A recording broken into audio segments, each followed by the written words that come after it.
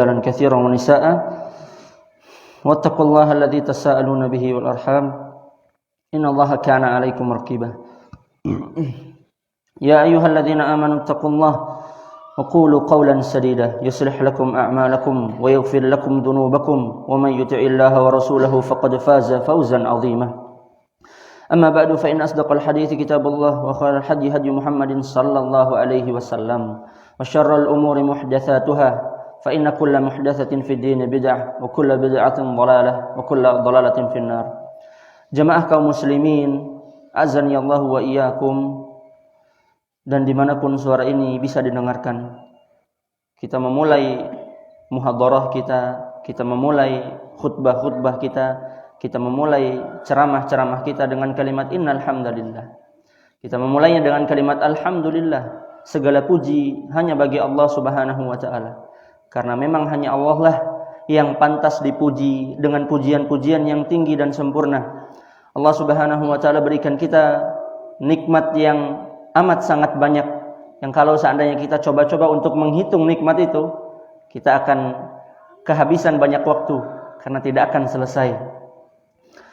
Kemudian salawat serta salam senantiasa tercurahkan kepada Nabi kita tercinta Nabi Muhammad sallallahu alaihi wasallam, pada seluruh keluarga beliau, para sahabat beliau, dan orang-orang yang senantiasa mengikuti sunnah beliau hingga hari kiamat kelak. Jamaah kaum muslimin, a'azzani Allah wa iyyakum. Berkaitan dengan bulan Ramadan, Nabi sallallahu alaihi wasallam bersabda, "Idza jaa Ramadan, futtihat abwabul jannah wa ghulliqat abwabun nar wa suffidatis syayatin." Apabila telah datang bulan Ramadan, maka pintu-pintu surga dibuka. Kemudian pintu-pintu neraka ditutup rapat-rapat dan syaitan-syaitan dibelenggu. Para ulama menjelaskan makna hadis ini, di antaranya maksud pintu surga dibuka, Allah Subhanahu wa taala mudahkan amalan-amalan soleh di bulan Ramadan. Amalan-amalan yang bisa mengantarkan seseorang menuju surganya, Allah Subhanahu wa taala mudahkan bagi setiap orang-orang yang mengejar keutamaan bulan Ramadan. Maka kita dapati orang-orang yang berat untuk membaca Al-Qur'an di bulan-bulan lain, dia akan terasa lebih mudah ketika dia berusaha membaca Al-Qur'an di bulan Ramadan.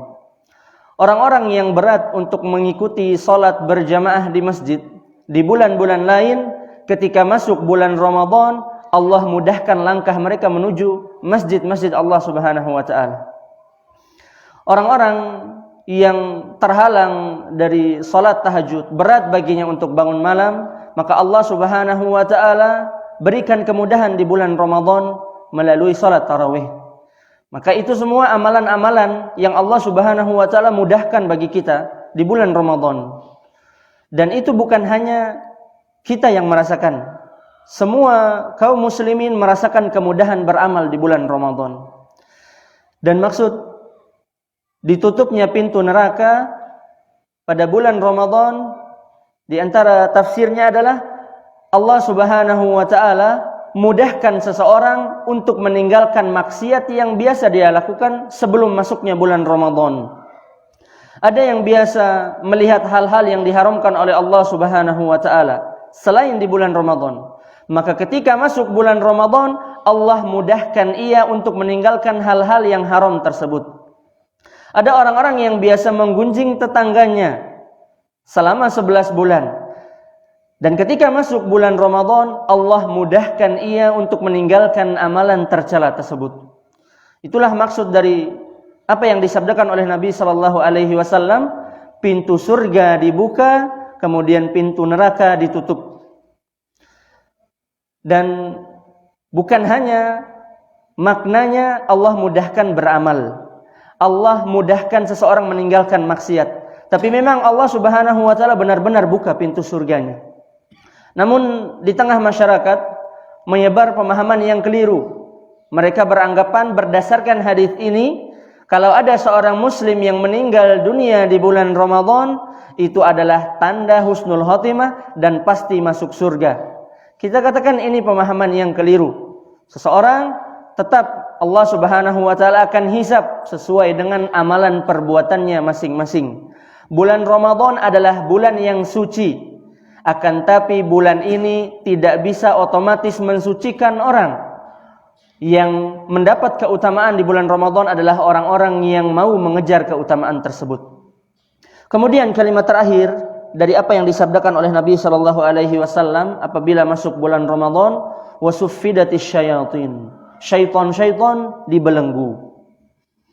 Berkaitan dengan kata syaitan, sebahagian orang ketika kami menyebutkan kalimat syaitan atau kata syaitan, bayangannya apa? Kuntilanak, tuyul, genderuwo, setan kepala buntung dan semisalnya. Bayangannya hanya sebatas setan-setan yang gentayangan dalam film-film horor.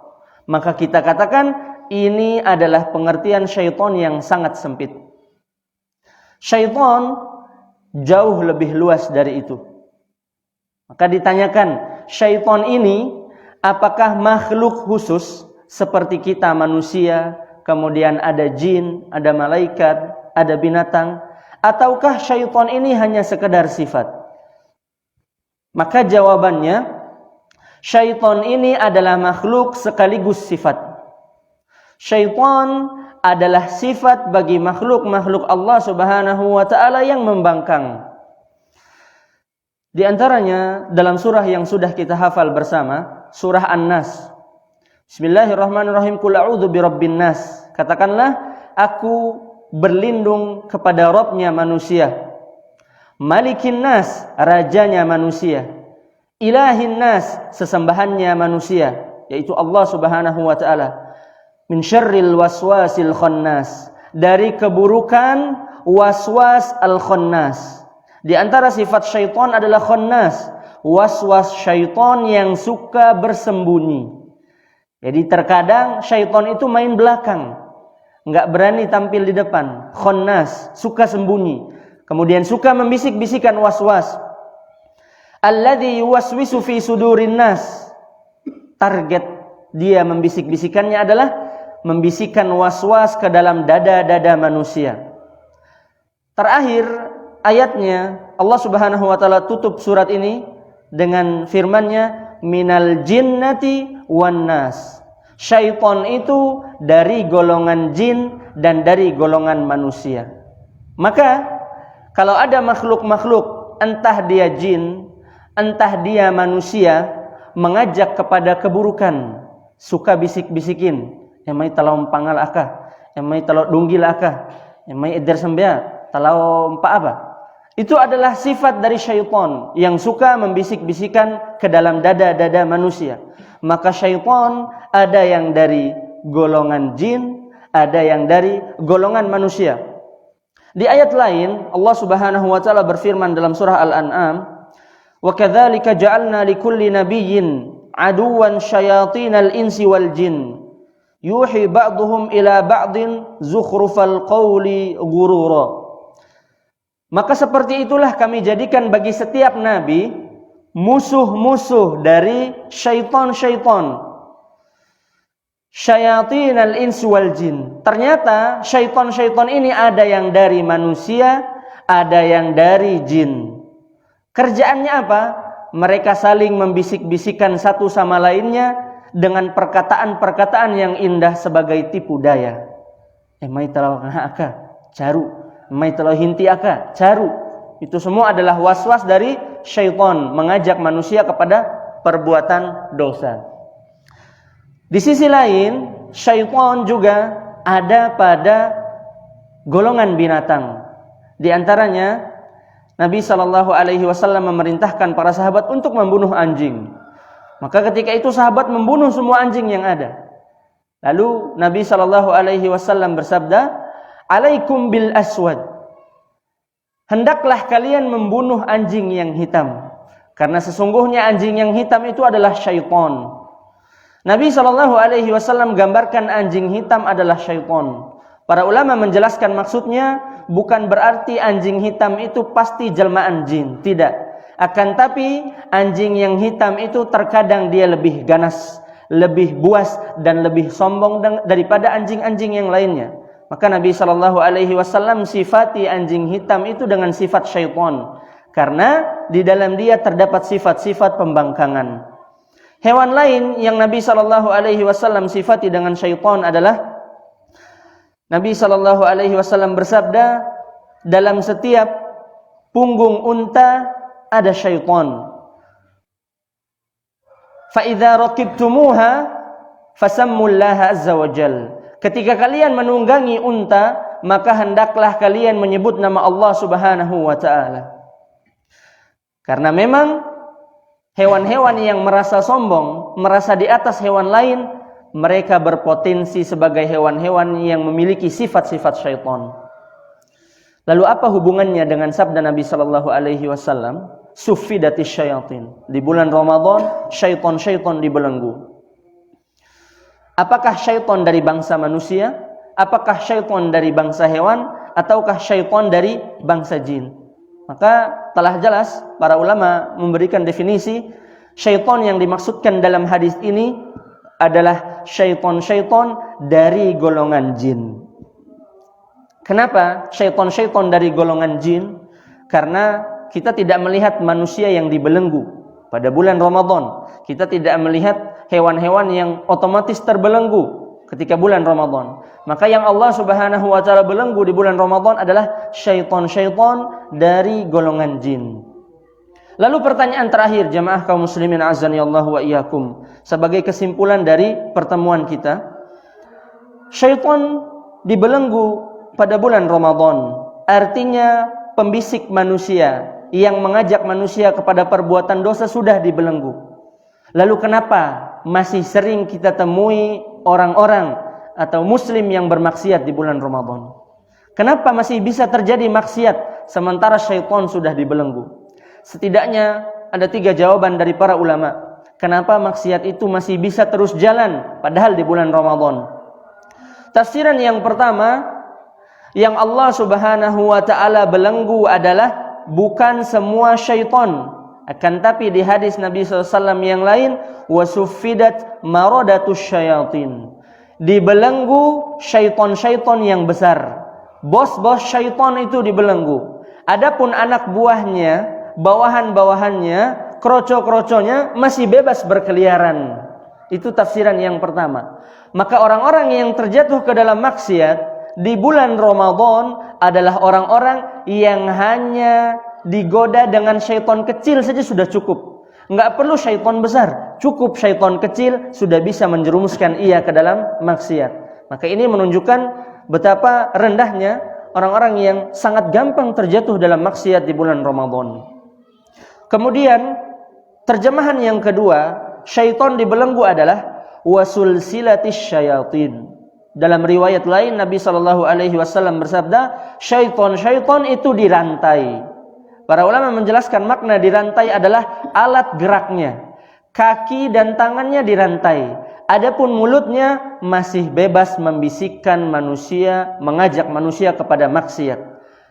Yang terbatas hanya daya geraknya saja. Dan memang benar terjadi ketika kami berkunjung kepada saudara-saudara yang mengalami kasus sihir. Beliau bertanya, Ustadz, bukankah syaitan itu dibelenggu di bulan Ramadan? Kok saya masih bisa kesurupan? Dan memang ini benar-benar terjadi. Kita lihat sebahagian orang ada yang kesurupan di bulan Ramadan.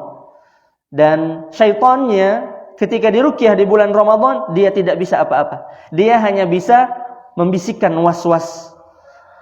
Yang aslinya syaitan ketika diutus untuk tugas sihir, biasanya salah satu tugasnya memperparah sakit yang sudah ada di orang. Dia punya sakit mah, syaitan masuk ke badannya, maka syaitan memperparah sakitnya. Adapun di bulan Ramadan, kemampuan-kemampuan ini terbatas. Mereka tidak bisa memperparah sakit manusia. Makanya bapak-bapak yang sering mimpi buruk, selain di bulan Ramadan, ketika masuk bulan Ramadan, sangat jarang kita menemui orang-orang yang mengalami mimpi buruk. Karena benar-benar syaitan-syaitan itu dibelenggu. Tafsiran terakhir, kenapa masih banyak maksiat di bulan Ramadan, padahal syaitan itu dibelenggu? Tafsirannya adalah karena maksiat itu terjadi melalui 2 faktor atau 2 pendorong. Faktor internal dan faktor eksternal. Faktor internal adalah faktor yang berasal dari diri seseorang tersebut. Faktor eksternal adalah faktor dari syaitan yang mengajak berbuat maksiat.